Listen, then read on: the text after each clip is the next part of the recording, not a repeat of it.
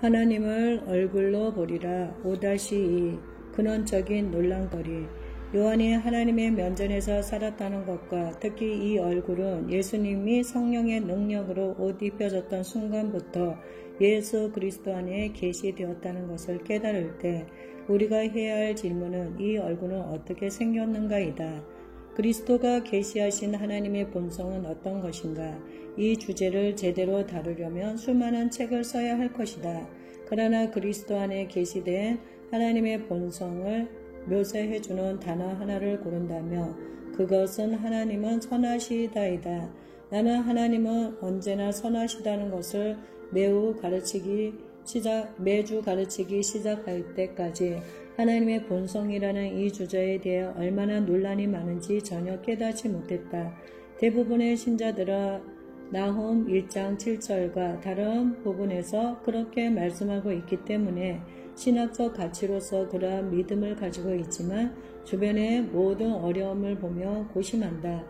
그 생각이 별로 실제적인 응용성이 없다고 여기고 그 생각 자체를 아예 접어버린 사람들도 많다. 가장 어려운 부분은 하나님은 언제나 선하시다는 말이다. 하나님은 오묘하게 선하다고 말할 사람도 있겠지만 이것은 그분은 선하시지만 우리가 생각하는 그런 선함은 아니라고 말하는 것과 거의 같아. 이러한 반응은 하나님의 본성에 대한 혼란을 해소하는데 별 도움이 되지 않는다. 성경으로 돌아가면 하나님은 언제나 선하시다는 선언과 하나님의 선함을 나타내는 것처럼 보이지 않는 실제 사건들 사이에서 명백한 모순과 맞닥뜨리게 된다. 구약은 사람들에 대한 하나님의 긍휼과 사랑에 대한 계시를 분명히 담고 있지만 그렇지 않은 것처럼 보이는 사건들도 많다. 하나님과 개인적인 관계를 갖지 못하는 사람들에게는 특히 그렇게 보일 것이다. 구약은 하나님의 사람들의 죄와 반역 때문에 하나님이 내리시는 모든 종류의 비극과 갈등의 이야기로 가득하다. 구약은 우리가 신약에서 예수 그리스도를 통해 보는 것과 하나님과는 판이하게 다르게 묘사하는 것처럼 보인다. 보다 구체적으로 신약에서 예수님은 사람들의 삶을 삼켜버리는 비극에 대항해서 역사하셨고 회복과 치유를 가져오려고 애쓰셨다. 아프고 병든 사람 중 얼마나 많은 이들이 예수님께 왔다가 고통 속에 실망한 채로 돌아갔는가. 예수님께서 어떤 사람이 갖고 있는 문제가 하나님 아버지께서 궁극적으로 그를 하나님처럼 되게 하려는 교훈을 가르쳐 주려 함이었다고 실제로 말씀하셨던 적이 얼마나 되는가. 낫지 않은 것은 아직 하나님의 때가 아니었기 때문이라고 얼마나 많은 병자들에게 예수님이 설명하려고 애를 쓰셨던가. 이것은 자기들이 선택한 결과야. 그들이 정말 원한다면 내가 자유케 해줄 텐데 라고 말하면서 얼마나 많은 고통받는 사람들을 그냥 그 상태로 남겨두셨는가. 예수님이 얼마나 많은 폭풍을 축복하셨는가. 예수님은 흔히 그들이 이해하는 하나님과는 완전한 모순 속에 사셨다. 많은 사람들에게는 이 현저한 차이가 이해되지 않았다. 신자들에게 있어 하나님이 우리들을 더 예수님처럼 되게 하려고 질병을 일으키거나 허용한다고 생각하는 것은 예사가 되었다. 재난이 우리를 하나님께로 더 가까이 이끌 것을 알기에 하나님이 그 재난을 허락하신다는 지도자들의 가르침이 받아들여지는 것이 오늘날의 현실이다. 그러한 생각의 방향이 사실이라면 정신병원과 암병동은 모든 환자들이 하나님께로 가까이 갔고 예수님처럼 변화되었기 때문에 하나님의 임재로 비신하여야 할 것이다. 2000년 전 모든 질병은 사단으로부터 왔고 치유는 하나님으로부터 왔다. 오늘날에는 질병은 하나님께로 왔고 치유 사역을 하려는 사람들은 사단으로부터 왔다고 가르치고 있다. 우리는 얼마나 타락했는가. 신자들이 사랑과 친절한 희생적 행위로 질병과 재난에 반응할 수 있다는 것이 사실이지만 사역은 겨우 그런 수준에 머물러서는 안 된다. 우리는 사랑의 섬김에 있어서 그리스도를 닮아야 한다. 그러나 우리는 예수님을 닮아야 한다는 책임과 관련해서 예수님이 그러한 문제를 다루신 방식으로서가 아니라 그저 그 시각에만 국한시켜 왔다. 예수님은 폭풍을 잠재우셨다. 예수님은 폭풍 후의 뒤처리에는 관심이 없으셨다. 예수님은 장례식을 치르는 대신 죽은 자를 부활시키셨다. 예수님은 맹도견을 훈련시키는 대신 소경을 치유하셨다. 심지어 좋은 경찰과 나쁜 경찰 시나리오처럼 하나님 아버지는 분노하는 분이고 예수님은 하나님의 자비한 모습이라고 말하는 사람들도 있다. 이는 진실과는 아주 거리가 멀다.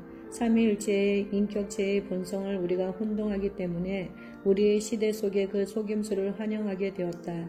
하나님이 분노하는 아버지라는 생각을 받아들이는 대부분의 사람들에게 있어 그 생각은 하나님의 능력을 나타내지 못하는 자신의 무능력에 정비례한다.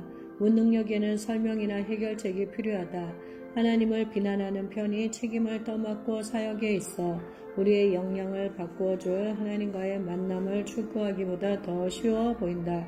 아버지와 아들의 화해, 복음의 메시지 중 가장 중요한 특징 중 하나는 하나님 아버지의 본성이 예수 그리스도 안에 완벽하게 나타난다는 것이다. 예수님은 하나님 아버지의 본성의 현현이다. 구약의 하나님 아버지와 신약의 아들 사이의 갈등처럼 보이는 것은 무엇이든지 사실은 잘못된 것이다. 구약과 신약 사이에 나타난 하나님의 본성에 대한 계시 중 모든 불일치는 예수 그리스도 안에서 정리되었다. 예수님은 행하신 모든 일에서 하나님 아버지를 나타내셨다. 간단히 말해서 예수님은 완벽한 신학이다. 이는 하나님의 영광의 광채시요 그 본체의 형상이시라. 그의 능력이 말씀으로 만물을 붙드시며 죄를 정결케 하는 일을 하시고 높은 곳에 계신 위엄의 우편에 앉으셨느니라. 저가 천사보다 얼만큼 뛰어남은 저희보다 더욱 아름다운 이름을 기업으로 얻으심이니. 히브리서 1장 3절에서 4절. 욥은 어떻습니까? 라고 묻는 사람이 있을지 모르겠다. 그 질문에 나는 욥의 제자가 아닙니다. 라고 대답하겠다. 나는 예수님의 제자이다. 욥은 질문이고 예수님은 그 해답이다. 구약 전체는 문제의 그림을 그려내고 있기 때문에 예수님이 오셨을 때 그 해답을 인식하기가 쉬워졌다. 욥에 대한 내 연구가 나를 그 해답인 예수 그리스도께로 인도하지 않는다면 나는 결코 욥을 이해하지 못할 것이다. 하나님의 본성에 관한 모든 질문과 마찬가지로 욥기는 예수 그리스도를 통한 하나님의 명백한 계시를 대신할 하나님의 계시를 제공하려는 의도가 아니었다. 신자로 하여금 구약의 하나님에 대한 계시가 예수 안에 있는 하나님의 완벽하고 분명한 현현을 무효화하거나 부인하게 하는 것은 신학적으로 비도덕적이다. 하나님이 구약에서 분노할 심판을 보이셨음을 부인하려는 것이 아니다. 예수님도 어느 정도는 그렇게 하셨지만 예수님은 대체로 깊은 긍휼을 보이셨다. 이것은 신자들이 가르치고 모델로 삼아야 할 책임 있는 하나님의 계시이다. 이것은 다음과 같은 예수님의 말씀에 잘 나타나 있다. 아버지께서 나를 보내신 것 같이 나도 너희를 보내노라. 우리가 가진 유일하게 정당한 모델은 예수 그리스도이다. 구체적인 사역의 내용은 간단하다. 병자를 고치고 죽은 자를 살리며 귀신을 쫓아내고 문둥병자를 깨끗하게 하는 것. 만약 누가 이러한 일에 은사를 받지 못했다고 말한다면 나는 그 이유를 알아내십시오 라고 말하겠다. 우리 삶에 필요한 대부분은 공급받겠지만 우리가 원하는 대부분은 우리가 가서 얻어야만 한다. 하나님은 이러한 사역이 현실로 이루어지게 해주셨다. 우리는 그것들을 추구해야 한다. 이러한 은사는 하나님의 얼굴과의 만남이 흘러 넘친 결과이다. 주기도문. 나는 성경 전체에 걸쳐 하나님을 묘사한 차이점에 대한 모든 질문에 해답을 갖고 있지 않다. 그러나 인생에 있어 하나의 놀라운 열쇠를 발견했다. 우리가 설명할 수 없는 신비에도 불구하고 진리라고 알고 있는 것으로 사는 것이 최선이다. 내가 이해하는 것에 반응이나 의무가 요구될 때 나 스스로의 의문에 걸려 넘어질 여유가 없다. 예수 그리스도에 나타난 하나님 아버지의 초상은 놀랍도록 분명하다. 예수님은 내가 그분을 닮아가기를 배워감에 따라 나의 나머지 인생을 받으시기에 합당한 분이다. 앞서 언급했듯이 예수님은 신성을 제쳐두시고 그 대신 하나님께 전적으로 의지하는 한 사람으로 살기를 선택하셨다. 그렇게 함으로써 예수님은 초자연적인 생활 양식에 대한 모델이 되셨을 뿐 아니라 궁극적인 추구는 하나님의 얼굴을 구하는 것임을 보여주었다. 밤새도록 산 위에서 금식하며 기도하신 예수님의 생활 양식은 성령께서 예수님께 임하기 훨씬 전부터 굳어진 것인데 그것은 하나님의 얼굴을 구하는 것이 예수님께는 의문의 여지가 없는 우선순위였음을 보여준다. 예수님이 하나님의 얼굴을 나타내고 하나님의 얼굴을 추구하는 것을 보여주기 위해 오셨다는 말은 다소 혼란스럽게 들릴 수 있지만 둘 다 사실이다. 예수님은 하나님과 사람의 은혜에 자라가는 것이 어떠한 것인지를 우리에게 보여주는 모델이 되셨음을 기억하나 하나님 아버지는 열린 천국과 그 위에 따른 확증의 말, 곧 이는 내 사랑하는 아들이요 내 기뻐하는 자라는 말을 통해 아들에게 응답하셨다. 하나님이 당신의 아들에게 성령을 부어주시고 예수님이 하나님의 얼굴을 세상에 나타낼 수 있도록 하신 것은 바로 이 만남에서였다. 하나님 아버지는 성령에 의해 예수님이 말하고 행한 모든 것을 지시하셨다.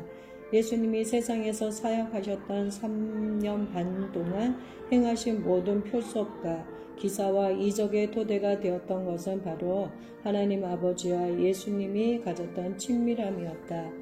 앞장에서 보았듯이 에스겔은 내가 다시는 내 얼굴을 그들에게 가리우지 아니하리니 이는 내가 내 신을 쏟았음이니라 예언적 선포를 했다. 하나님의 얼굴은 성령의 부어짐을 통해 드러난다. 예수님 역시 완전한 자격을 갖추기 위해 성령의 부으심이 필요했다. 이것이 예수님의 추구였다. 이 기름 부음을 받음으로써 예수님은 그리스도라 일컬음 받을 자격을 갖추게 되었다. 그리스도라 기름 부음 받은 자라는 의미이다. 그 경험이 없이는 이름도 없다. 궁극적인 것이 사라지다. 요한복음 17장의 기도를 통해서 우리는 예수님께서 어떻게 사역의 과제를 달성하셨는지 알게 된다. 예수님은 말씀하셨다. 내가 땅에서 아버지를 영화롭게 하였으며 아버지께서 내게 하라고 하신 그 일을 완성하였나이다. 아버지의 이름을 나타내 보였나이다.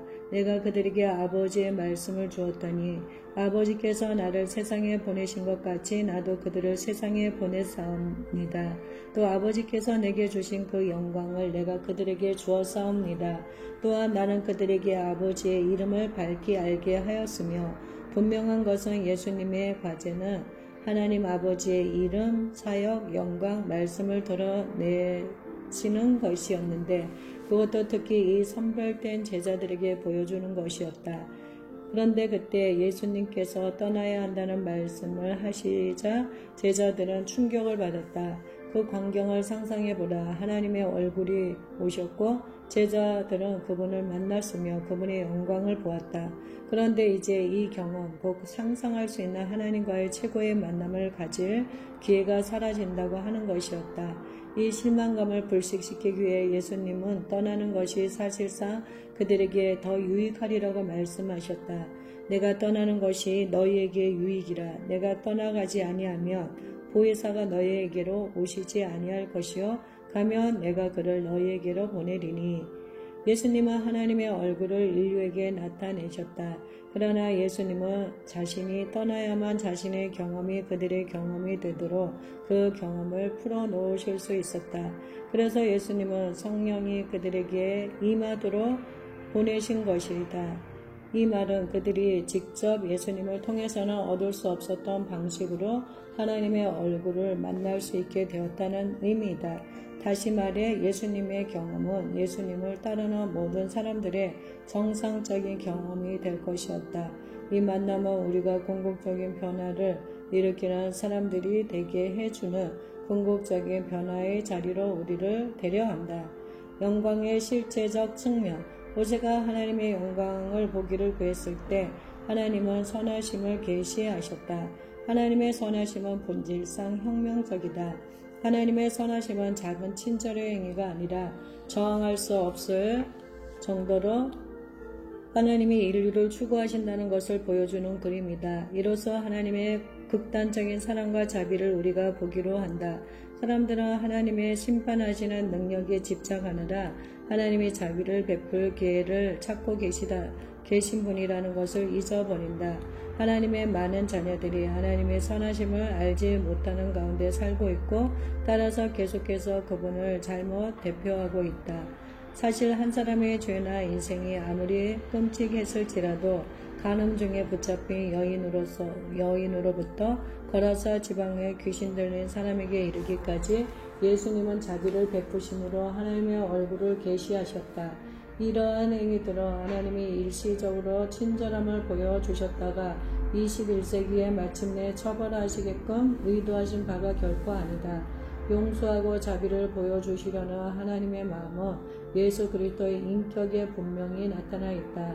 예수님은 인류가 지금까지 본 하나님의 얼굴 중 가장 명확한 현현이다. 많은 사람들이 하나님은 선하시면서도 모든 사람들의 심판자라는 점을 우리에게 상기시킬 것이다. 그리고 그것은 사실이다. 그러나 예수님의 때에 그 심판은 오직 하나님을 안다고 주장하지만 사실은 전혀 알지 못했던 사람들, 즉 종교 지도자들에게 내려졌다. 예수님은 종교적 섬김 위에 세워진 이기심의 제국의 지속적인 위협이었다. 그들은 거절과 처벌과 제약에 능숙했다. 그러나 하나님의 마음에 대해서는 오리무중이었다. 하나님의 무한한 사랑과 모든 인류의 자유를 향한 하나님의 열정에 대해서는 아는 바가 없었다. 한때 예수님은 바리새인들에게 건강한 자에게는 의원이 쓸데없고 병든 자에게라야 쓸데있느니라. 내가 의인을 부르러 온 것이 아니요 죄인을 부르러 왔느라고 말씀하셨다. 세상에서 가장 영적으로 병든 사람들은 종교 지도자들이었다. 그러나 그들은 자신의 필요를 인식하지 못했기 때문에 예수님의 이러한 말씀에 영향을 받지 못했다. 그들에게는 하나님과의 관계에서는 진정한 의로움이 결핍되어 있었다. 매춘부들과 세리들이 종교 지도자들보다 한층 나았는데 그 이유는 그들은 그저 자신의 필요를 알고 있었기 때문이다. 심령이 가난한 자는 복이 있나니 천국이 저희 것이니요. 그러나 영적인 필요를 인식하지 못했던 바리새인들은 구원하시려는 하나님의 부르심을 받을 자격이 없는 자가 되었다. 아이러니한 것은 예수님이 오셨을 때 예수님을 알아보았던 사람들은 바로 가장 극한 죄인들이었다는 점이다. 창녀, 점성술가, 세리, 외춘부는 모두 예수님을 메시아로 알아보았다. 성경을 가장 많이 공부한 사람들은 정작 예수님이 누구신지 알아보지 못했다.